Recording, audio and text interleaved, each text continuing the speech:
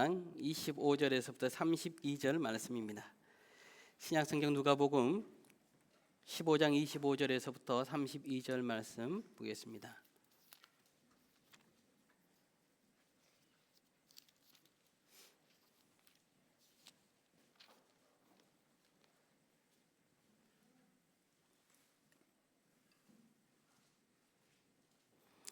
신약성경 누가복음 15장 25절에서부터 32절 말씀 교독하도록 하겠습니다. 제가 먼저 읽겠습니다.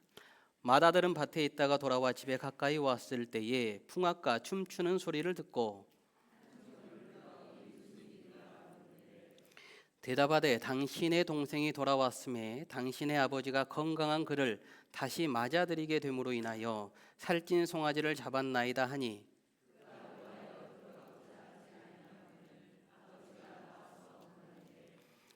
아버지께서 대답하여 이르되 내가 여러 해 아버지를 섬겨 명을 어김이 없거늘 내게는 염소 새끼라도 주어 나와 내 벗으로 즐기게 하신 일이 없더니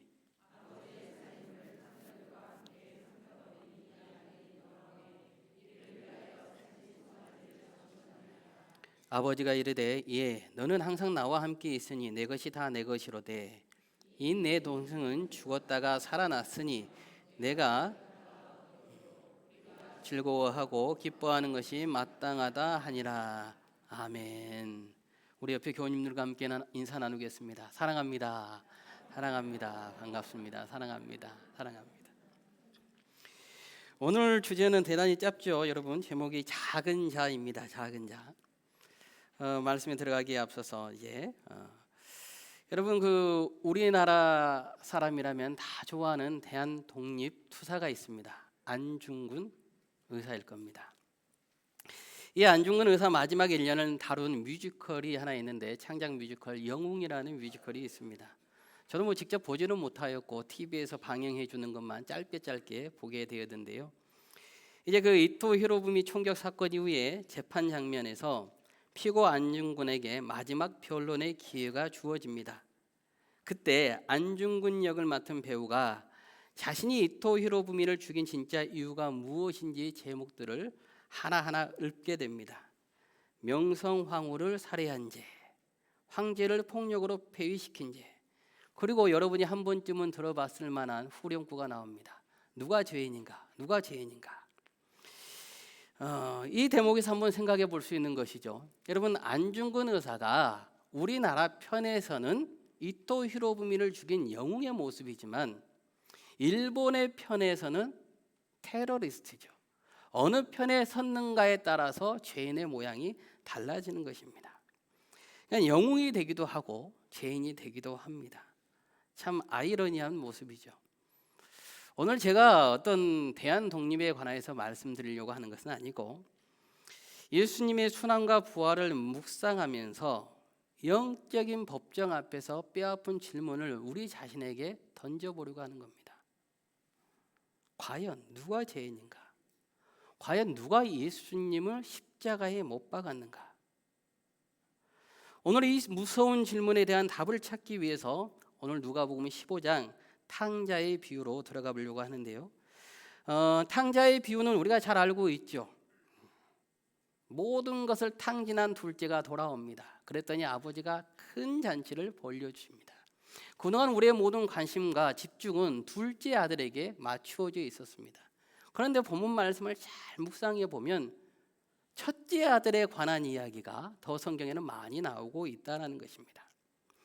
오늘 25절 말씀을 먼저 보시면 마다들은 밭에 있다가 돌아왔습니다. 집에 가까이 왔을 때 풍악과 춤추는 소리를 듣게 됩니다. 그냥 그가 밭에서 돌아왔다는 것은 떼약 뺏어서 모든 땀과 노력과 수고를 다 하고 집으로 돌아왔던 거예요. 그런데 자신이 알지 못하는 풍악 소리가 나기 시작하는 것이죠. 분명히 우리 집에 어떤 잔치가 있었다면 오전에 그 전날에 아버지께서 분명히 말씀해 주셨을 텐데 어떤 듣지도 못한 이 말에 잔치가 벌어지기 시작한 것입니다. 그래서 산중을 불러서 이 일이 무슨 일이냐 물어보게 되죠. 그랬더니 27절을 보시면 대답하되 당신의 동생이 돌아왔음에 당신의 아버지가 건강한 그를 다시 맞아들이게 됨으로 인하여 살찐 송아지를 잡았나이다 하니 그가 노하여 들어가고자 하지 아니하거늘 아버지가 나와서 권한대. 여러분 잘 보시는 것처럼 말씀을 보는 것처럼 살찐 송아지를 잡았다. 노쇠한 소를 잡은 게 아니고 살찐 송아지입니다. 가장 살이 연할 때, 그것도 삐짝 말라서 죽게 되는 송아지가 아닙니다. 살찐 송아지는 이것을 키우면 경제적으로 풍요로움이 보장되는 것이죠. 그러니까 이것을 자신을 위해서는 염소 새끼 하나도 잡아주지 아니하였는데 재산을 모두 다 탕진하고 돌아온 둘째를 위해서는 살찐 송아지를 잡아주었으니 큰 아들이 마청이 이 화가 치밀어 오를 만도 한 것이죠. 아버지께서 대답하여 이르되 내가 여러 해 아버지를 섬겨 명은 어김이 없거늘 내게는 염소 새끼라도 주어 나와 내 벗으로 즐기게 하신 일이 없더니 어떻게 이 둘째를 위하여서는 살찐 송아지를 잡을 수 있습니까? 라고 이 마청이 화를 내고 있는 장면이 오늘의 말씀입니다. 그때 아버지가 무엇이라고 이야기합니까? 아버지가 이르되 예 너는 항상 나와 함께 있으니 내 것이 다 내 것이로되. 여러분 오늘 아버지가 마청에게 하는 이야기는 이것이에요. 내가 내 동생에는 10%를 주었어. 그런데 90%가 너 거야. 그런데 이 90%가 90%로 끝나는 것이 아니고 여러분 둘째 탕자가 가서 모든 재산을 탕진하고 있는 동안 이미 10%가 복리로 붙어 있습니다. 살찐 송아지가 바로 그 말씀을 대언해 주고 있는 것이죠. 그러니까 내 것이 모두 다 내 것인데 100% 다 내 것인데 10% 그거 조금 동생에게 주었다고 해서 너가 왜 그렇게 화를 내고 있느냐? 왜 그렇게 상실감을 가지고 있느냐라고 오늘 아버지가 말하고 있는 것이죠. 마청이 너무나 옹졸한 것이죠. 여러분 1%의 상실감, 무엇인가 내 손에서 빠져나갔다라고 하는 그 박탈감을 마청이 견딜 수 없었던 것입니다. 그런데 바로 이 모습이 누구의 모습이냐면 예수님을 십자가에 못 박았던 바리새인과 서기관들의 모습이었습니다. 예수님께서 십자가에 달려 돌아가시는 사건은 영적인 은혜 안에서 하나님의 놀라운 구원 섭리 가운데 이루어지는 일들입니다. 그런데 역사적으로 살펴보면 예수님께서 십자가에 달려 돌아가시는 사건은 제목이 무엇입니까, 여러분? 누가복음 23장 1절에서부터 2절을 보시면 그 제목에 관하여서 이렇게 말씀해 주십니다. 무리가 다 일어나 예수를 빌라도에게 끌고 가서 고발하여 이르되 우리가 이 사람을 보매 우리 백성을 미혹하고 가이사에게 세금 바치는 것을 금하며 자칭 왕 그리스도라 하더이다 하니. 그러니까 예수님을 고발하게 되는데 첫 번째는 백성을 미혹했다는 겁니다. 두 번째는 가이사에게 세금 바치는 것을 금하며 이게 세금을 거부했다라는 것이죠. 그리고 세 번째는 무엇입니까? 자칭 왕 그리스도라 하더이다. 여러분 예수님께서 언제 백성을 미혹한 적이 있습니까? 없어요. 예수님께서 언제 세금을 바치지 말라고 하셨습니까? 가이사의 것은 가이사에게, 하나님의 것은 하나님께 바치라고 하였으므로 세금을 바치지 말라고 하신 적이 없다고요. 예수님께서 십자가에 달려 돌아가시기까지 그 전까지 언제 스스로를 내가 왕이다라고 말씀하신 적이 있습니까? 없습니다. 도리어 빌라도가 마태복음을 보면 예수님의 십자가 위에 팻말로 유대인의 왕이다라고 붙여놓죠. 예수님은 어디에도 이런 말씀을 하신 적이 없습니다. 그런데 왜 이들이 이러한 정치적인 제목으로 예수님을 십자가에 못 박습니까? 요한복음 11장 48절에서부터 50절 말씀을 보시면 예수님을 십자가에 못 박기 위해서 그들이 작당 모의를 하게 되는데 이렇게 이야기를 하는 거예요. 만일 그를 이대로 두면 모든 사람이 그를 믿을 것이요 그리고 로마인들이 와서 우리 땅과 민족을 빼앗아 가리라 하니 그 중에 한 사람 그 해의 대제사장인 가야바가 그들에게 말하되 너희가 아무것도 알지 못하는도다. 한 사람이 백성을 위하여 죽어서 온 민족이 망하지 않게 되는 것이 너희에게 유익한 줄을 생각하지 아니하는도다 하였으니. 이 말씀이 요한복음 11장 48절에서부터 50절 말씀이 무슨 말씀이냐면 로마인들이 와서 우리 땅과 민족을 빼앗아 간다라는 것은 유대인들 자신의 민족을 걱정하는 것이 아니에요. 유대인들은 스스로 자치할 수 있는, 자치적으로 모든 것을 부여받았습니다. 이것을 가지고 있는 사람들이 대제사장들이었죠. 사두개인들이었습니다. 그러니까 로마가 와서 직접 통치하면 우리의 자치권이 사라지게 됩니다. 그때 대제사장인 가야바가 무엇이라고 말합니까? 너희에게 유익하는 줄을 생각하지 아니한다. 한 명만 죽으면 된다라는 거예요. 너희라고 이야기합니다. 그러니까 이미 기득권을 가지고 있고 권력을 가지고 있던 대제사장과 서기관들, 이들의 모든 기득권을 이야기하고 있는 것입니다. 한 명만 죽으면 우리의 권력은 유지될 것이다. 예수님만 잡으면 된다.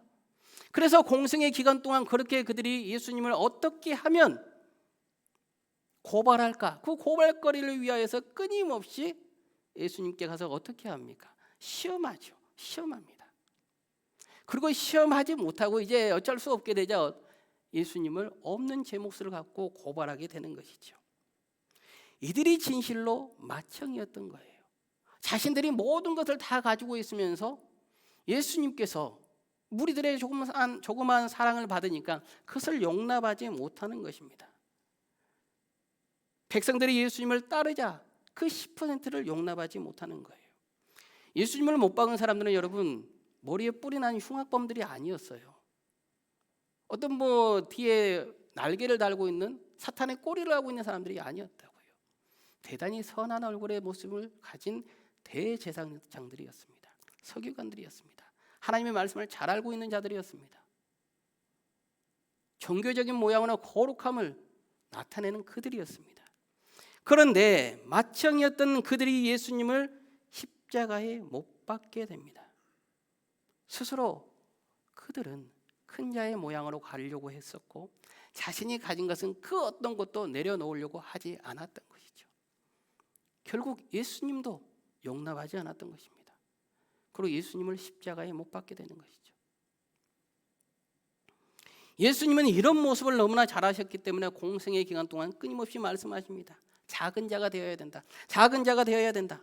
모든 것을 내려놓고 너희가 작은 자가, 섬기는 자가 될 때 진실로 하나님의 자녀로서 살아갈 수 있다. 그것이 예수님께서 공생의 기간 동안 우리들에게, 제자들에게 하신 말씀입니다.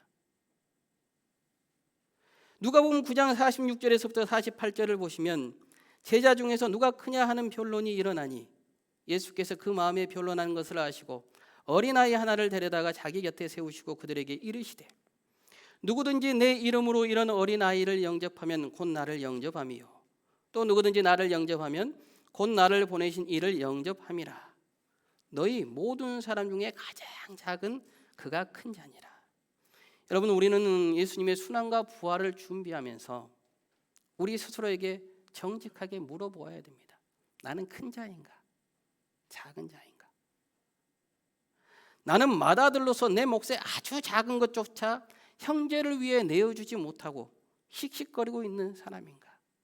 입술로는 예수님을 사랑합니다. 하나님을 찬양합니다. 십자가를 따르겠습니다라고 말하지만 내 손에 움켜진 그 알량한 자존심 하나 내어러 놓지 못하고 있지 않는가? 탕자 같은 동생을 향해서 살찐 송아지는커녕 비난의 화살만 쏘아대고 있지 않는가? 우리가 우리 자신을 다시 말씀을 통하여서 비춰보아야 하는 것이죠.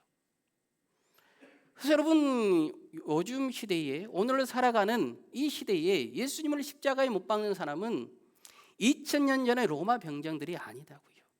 여전히 내 것을 고집하며 큰 자로 살아가고자 하는 자아를 깨뜨리지 못하는, 하나님을 사랑한다라고 하지만 이율배반적인 삶을 살아가는 내 자신이 오늘도 예수님을 십자가에 못 박고 있는 것이죠. 그래서 우리가 진실로 작은 자의 모습으로 나아가기 위해서는 첫 번째는 이것입니다. 위치가 아니라 사랑 안에 거해야 되는 것입니다. 우리는 크다라는 것을 위치로 생각할 때가 너무나 많아요. 그러나 믿음 안에서 큰 것은 사랑 안에 거해야지만 진정으로 작은 자의 모습이지만 믿음 안에서 큰 자의 모습으로 나아갈 수 있는 것이죠. 교회 안에서 여러분, 직분이나 내가 예수님을 얼마나 오래 믿었느냐 하는 위치가 중요한 것이 아니에요. 맏형은 자기가 장자라는 위치 때문에 모든 것을 독점해야 된다고 생각을 했어요. 모든 것을 알아야 된다고 생각을 했죠. 이러한 폐해가 어디에서 나오냐면 창세기 4장 인류 최초의 살인 사건에서 나옵니다. 가인과 아벨이 하나님께 똑같이 제사를 드리죠. 우리가 잘 아는 것처럼 가인의 제사는 받지 말씀이 없으십니까? 받습니까? 가인의 제사는 받지 않으시고 아벨의 제사를 받습니다. 맏형인 가인의 제사를 받지 않자 왜 내 것을 받지 않아? 나는 모든 것을 다 소유한 사람인데 감히 하나님이 내 제사를 받지 않아? 아벨을 죽입니다. 그가 작은 자의 모습으로 살아갔다면 아벨을 보고 자신의 모습을 반성해야 되죠. 도대체 내가 하나님께 무엇이 부족했을까? 내가 하나님 앞에 어떻게 나아가야 될 것인가? 그런데 그는 항상 맏형이었던 것이에요. 내가 모든 것을 점유하고 내가 무조건 옳았던 것이죠. 그러자 하나님이 아벨의 제사를 받았는데 하나님의 받음에 대해서 반역하는 아벨을 죽이는 살인사건을 저지르게 되는 것입니다. 그래서 여러분, 진짜 큰 사람은요, 예수 그리스도의 그 사랑 안에 거해야 할 줄로 믿습니다. 이 사랑을 끊임없이 훈련해야 되는 것입니다. 그런데 이 사랑 훈련이 참 어렵습니다. 알죠? 머리로는 아는데 마음으로 훈련이 되지 않아요. 그런데 제가 이 사랑을 최근에 깨닫게 된 것이 있는데 무엇이냐면, 제가 평소에는 이렇게 얌전히 있지만 운전대만 잡으면 이게 성격이 아주 터프해집니다. 아주 급해져요. 그래서 막 앞에 차가 안 가면 빵빵거리고요. 뭐 갈기자로 완전히 뭐 말도 할 수 없게 갑니다. 초보 운전이라는 이 뒤에 팻말을 붙이고 가는 분들을 보면 너무나 답답해서 저렇게 운전하려면 집에 계시던가 택시를 타고 다니지 물라고 차를 저렇게 끌고 다닐까? 예, 막 이야기를 해요, 혼자서. 그리고 그냥 옆으로 쌩 하고 갑니다, 그냥. 그런데 제가 우리 큰애를 이 도로 주행을 시켜주는데 말할 수 없는 갑갑함과 불안함이 내 마음에서 샘솟습니다. 아이에게 운전을 하라고 옆에서 이제 가르쳐주고 있는데요, 막 옆에 그 손잡이를 잡고 힘이 막 들어가요. 핸들이 자꾸만 꺾이면 화가 나서 몇 번을 이야기하고 싶지만 참아요. 그리고 이제 도착해서 내리면 온몸에 힘이 다 풀립니다. 그래서 최근에 이제 초보 운전을 뒤에 팻말을 붙이고 가는 분이 계시는 거예요. 평소 때 같으면 빵빵거리고 왜 저렇게 운전을 하지 하려다가 우리 아이가 운전하면 저 모습일 텐데, 그래 우리 아이가 저렇게 운전할 텐데 다 저런 올챙이적 시절이 있었지. 양보해주고 기다려줬어요. 도리어 제가 뒤에서 보디가드 역할을 했습니다. 다른 차들이 오지 못하게. 제가 사랑이 무엇인가 생각해 보니까 여러분, 공동체 안에서 우리는 예수 그리스도 안에서 형제다 자매다라고 말은 하지만 실제로 가족처럼 생각함이 없는 것이죠. 그러나 내게 어떤 맏형의 모습이 있거든, 또 동생의 모습이 있거든, 그들 내 형제라고 생각하는 것이죠. 내 아버지다면, 내 어머니다면, 내 아들이다면, 내 딸이다면 달라지겠죠. 저 집사님은 왜 저러시지 하다가 내 딸이라면 달라지는 거예요. 저 권사님은 왜 저러시지? 내 어머니라면 달라지는 거예요. 그것이 사랑이죠. 그게 진정한 사랑인 줄로 믿습니다. 그래서 우리가 말로만 형제요 자매요가 아니고 나를 힘들게 하거나 내가 때로는 상처받을 때 내 아버지라면, 저분이 내 아들이라면, 내 딸이라면 어떨까? 바로 그게 사랑인 줄로 믿습니다. 이것이 예수님 안에 거하는 자의 마음인 것이죠. 그래서 내 마음에 십자가의 사랑이 들어오면 정죄의 눈빛이 아니라 긍휼의 눈빛으로 바뀌게 되는 것이죠. 그 사랑으로 품어주시는 그 사랑, 그 마음을 예수님은 누구도 작다라고 하지 않습니다. 도리어 너가 큰 자이다라고 말씀해 주시는 것이죠. 여러분, 우리가 진실로 십자가의 긍휼을 품으면서 형제요 자매요 그 사랑을 나누는 주님 안에서 작은 자이지만 큰 자가 되시기를 주님의 이름으로 축복하고 기도합니다. 두 번째는 크다라는 것은 아무런 전제 조건 없이 섬기는 것입니다. 우리는 섬김이라는 단어를 대단히 잘 알고 자주 접하지만 믿음 안에서도 섬김의 전제 조건이 있습니다. 내 마음에 맞을 때, 내 생각과 같을 때 우리는 그때 섬기게 됩니다. 다시 말해서 끼리끼리 모이게 되죠. 제가 가끔씩 이렇게 친구들을 만나거나 또 지역의 사람들을 만나고 이 카페를 가려다가 흠칫하고 가지 못할 때가 여럿 있습니다. 우리 교우님들이 끼리끼리 이야기하고 있는 것을 보게 돼요. 자주 접했습니다. 심각하게 이야기하고 있는 모습도 봤고요. 때로는 깔깔깔거리면서 웃고 있는 모습도 봅니다. 그러면 제가 흠칫하고 들어가지 않아요. 왜 교회 밖에서 끼리끼리 모이겠습니까? 내 마음과 마음이 통했기 때문이죠. 맞기 때문이죠. 어떠한 전제 조건이 있는데 그 전제 조건을 모두 다 수용했기 때문에 끼리끼리 교회 밖에서도 모입니다. 그런데 주님께서는 어린아이와 같아야지만 정말로 작은 자가 큰 자가 된다라고 말씀해 줘요. 어린아이들은 여러분 섬김에 있어 전제 조건이 없습니다. 예를 들어서 버스를 타고 갈 때 아이들은 어른이 보이면 버스에 앉았다가도 그냥 자리에서 일어납니다. 저 어른이 정말 노인인가? 정말 걸어가기가 어려운가? 다리가 아픈가 안 아픈가? 어떤 전제 조건이나 판단을 하지 않습니다. 학교에서 배운 그대로 자리에서 일어나서 어른에게 자리를 양보합니다. 그런데 우리는 주님의 말씀에 순종한다라고 말은 하지만 전제 조건이 있어요. 내가 섬길 만한가? 내가 예수님의 이 말씀에 순종할 만한가? 이것은 내 생각과 맞는가? 오늘 우리가 새벽에 함께 나누었던 말씀 중에 마태복음 23장 11절과 12절을 보시면 성경은 이렇게 말씀하셨습니다. 너희 중에 큰 자는 너희를 섬기는 자가 되어야 하리라. 누구든지 자기를 높이는 자는 낮아지고 누구든지 자기를 낮추는 자는 높아지리라. 이때 섬기는 자라는 것은 새벽에 나눈 것처럼 식탁 곁에서 허리를 굽혀서 주인의 시중을 드는 종을 말씀하고 있습니다. 세상은 윗자리에 앉아서 대접받는 자를 큰 자라고 말을 하지만 십자가는 그렇게 말씀하지 않습니다. 가장 밑바닥에서 무릎을 꿇고 형제의 냄새나는 발을 씻어주는 자를 큰 자다라고 말씀해 주고 있습니다. 왜냐하면 예수님께서 그 길을 친히 걸어가셨기 때문이죠. 하늘의 모든 보좌를 버리셨습니다. 낮고 낮은 가장 천한 말구유에 오셨습니다. 병든 자들의 발을 씻겨주셨고 죄인들의 친구가 되어주셨고 종의 형체를 가지시고 모든 것을 비우셨기 때문입니다. 그래서 우리가 섬김을 갖는다는 것은 바로 이것입니다. 전제 조건이 아닌 예수님을 따라 그대로 따라 살아가는 것, 순종하는 것, 이것이 바로 십자가의 역설이고 부활의 기적이 되는 것입니다. 낮아져야 높아지는 것이죠. 죽어야 사는 것이죠. 내 자존심을 버리고 형제를 섬길 때 하나님 아버지의 높여주시는 거룩한 반전이 우리 삶 속에 있을 줄로 믿습니다. 그래서 하나님 나라는 여러분 십자가는 숫자에 있지 않아요. 위치에 있지 않습니다. 사사기 7장을 보시면 우리가 잘 아는 기드온 300용사가 나온단 말이에요. 이때 기드온 300용사 이전에 32,000명이 모두 다 그를 따릅니다. 그랬더니 하나님께서 무엇이라고 말씀합니까? 32,000명 중에서 사람을 모두 다 가리게 되죠. 그리고 300용사를 주님께서 뽑습니다. 사사기 7장 6절에서부터 8절을 보니까 그 뽑는 방법이 이렇게 말씀을 하시는 것이죠. 손으로 움켜 입에 대고 핥는 자의 수는 300명이요 그 외의 백성은 다 무릎을 꿇고 물을 마신지라. 여호와께서 기드온에게 이르시되 내가 이 물을 핥아 먹은 300명으로 너희를 구원하며 미디안을 내 손에 넘겨주리니 남은 백성은 각각 자기의 처소로 돌아갈 것이니라 하시니 이에 백성이 양식과 나팔을 손에 든지라.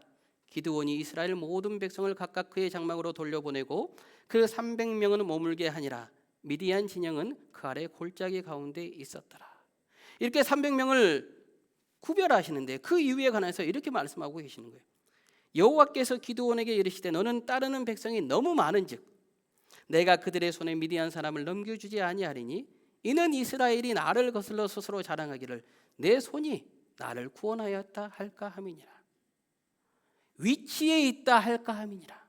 숫자의 많음에 있다 할까 함이니라. 내가 이만큼 예수님을 믿었으므로 그 경력을 자랑할까 함이니라. 내가 바리새인과 서기관으로서 대제사장으로서 내가 맏형임으로 하나님이 내게 일하였습니다 할까 함이니라. 주님께서 기드온 300용사를 뽑은 가장 큰 이유는 모든 싸움과 모든 하나님의 역사는 위치와 숫자의 크기에 있지 않고 진실로 하나님께 모든 것이 달려있음을 말씀해 주시는 것이죠. 그래서 이들이 미디안 전쟁 때 가지고 나가는 것이 무엇이에요, 여러분? 칼과 창을 가지고 나갑니까? 사사기 7장 16절을 보시면 300명을 세대로 나누어 각 손에 나팔과 핀 항아리를 들리고 항아리 안에는 횃불을 감추게 하고 나팔과 횃불을 감춘 빈 항아리를 들고 나갑니다. 내 속이 텅 비어져서 모든 것을 내려놓을 때, 나의 자아가 깨트려질 때 하나님께서는 나를 통하여서 일하시게 되는 것이죠. 하나님께서는 그 자아를 깨트리고 섬기는 자에 있는 사람을 통하여서, 그 작은 자를 통하여서 하나님께서는 일하실 줄로 믿습니다. 여러분, 우리가 오늘 말씀을 통하여서 우리가 십자가의 순환과 부활을 묵상하면서 우리의 모든 자아들을, 내 속에 있었던 모든 것들을 깨트릴 수 있는 복된 은혜가 있기를 주님의 이름으로 축복하고 기도하겠습니다. 소두에 말씀드린 안중근 의사의 이야기는 여러분 역사의 모순이거든요. 우리나라에서는 영웅이지만 일본의 편에서는 테러리스트입니다. 때로는 열심히 다른 편에서는 누군가를 죽일 수 있는 것이죠.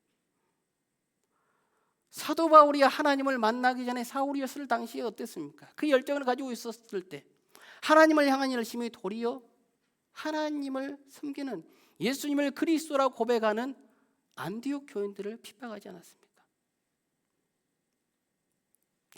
우리의 신앙은 때로는 너무나 모순적인 모양을 너무나 많이 가지고 있어요. 이율배반적인 모습을 가지고 살아가게 되죠. 제가 말씀을 준비하면서 제가 참 좋아하는 책입니다. 자주 봐요. 그래서 이번에는 그냥 책을 보고 밑줄만 그어진 내용을 보았는데 일전에 여러분에게도 소개해드린 적이 있는 책입니다. 양귀자 씨의 모순이라는 책이에요.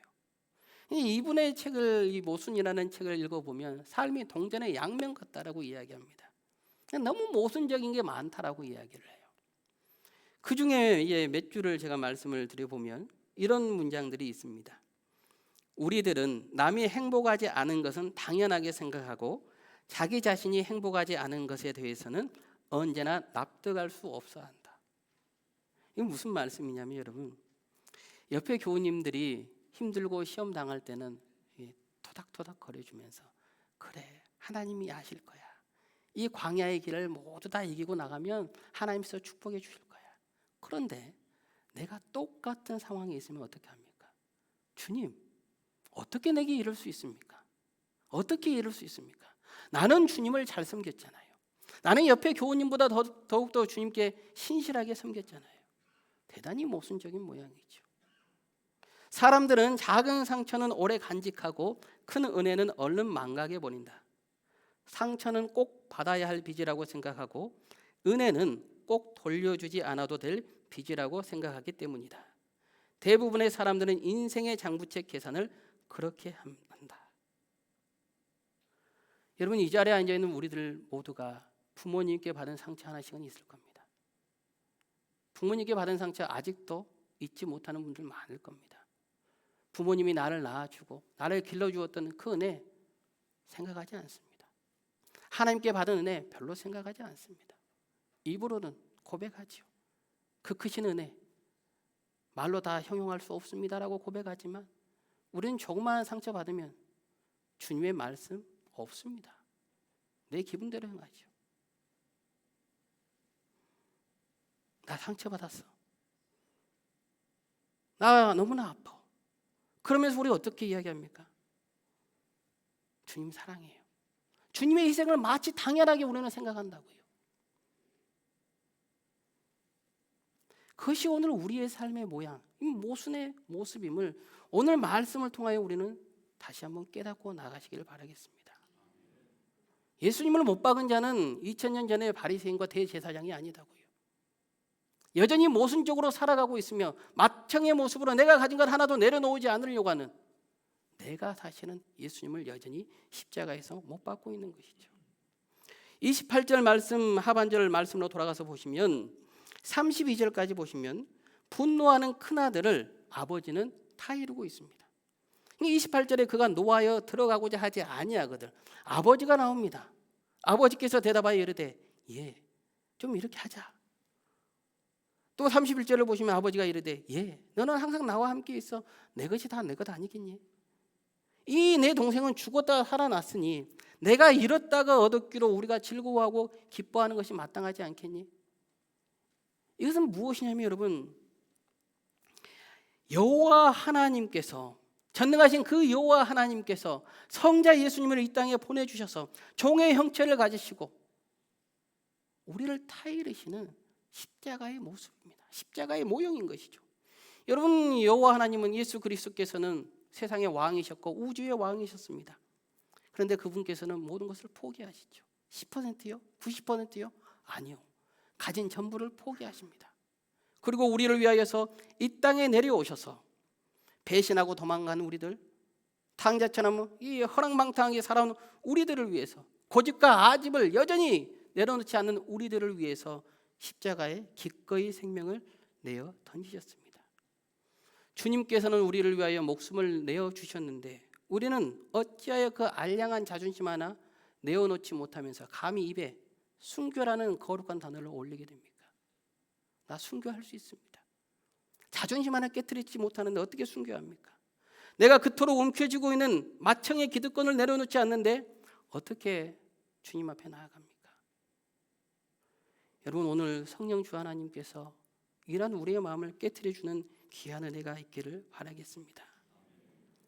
그리고 우리의 인생의 10%를 지키는 것이 아니고 우리의 모든 영적인 교만함을 내려놓는 하나님의 사람들 되기를 바라겠습니다. 오늘 탕자의 비유를 여러분 잘 읽어보시면 큰 아들이 잔치에 들어갔는지 끝까지 거부하였는지에 대해서는 말씀해 주고 있지 않습니다. 어디에서도 결론이 나지 않습니다. 그것은 다시 말하여서 이 결론은 우리의 마음가짐에, 우리의 자세에 놓여 있다는 것입니다. 이 말씀을 듣고 우리가 어떻게 선택하는가에 따라서 우리가 그 잔치에 들어갈 수 있는 것이고 들어가지 않을 수도 있는 것이죠. 여전히 나의 위치만 주장한다면 우리는 하나님을 섬긴다라고 하지만 모순적인 신앙의 모습으로 나아갈 것입니다. 그러나 이 시간 진실로 주님 앞에 모든 것을 내려놓고 십자가의 길을 걸어가게 된다면 지극히 작은 자이지만 그 작은 자의 모습이 세상에 비춰진 모습이 아니라 하나님 나라에서는 도리어 큰 자의 모습으로 하나님께 인정받으며 하나님의 귀한 사랑을 받고 나아갈 줄로 믿습니다. 우리 모두가 예수님만이 나의 전부이심을 고백하며 내 자존심, 내가 가지고 있는 위치를 모두 다 깨트리시고 참된 십자가의 길을 걸어가시기를 주님의 이름으로 축원하겠습니다. 우리 함께 이 시간 일어나셔서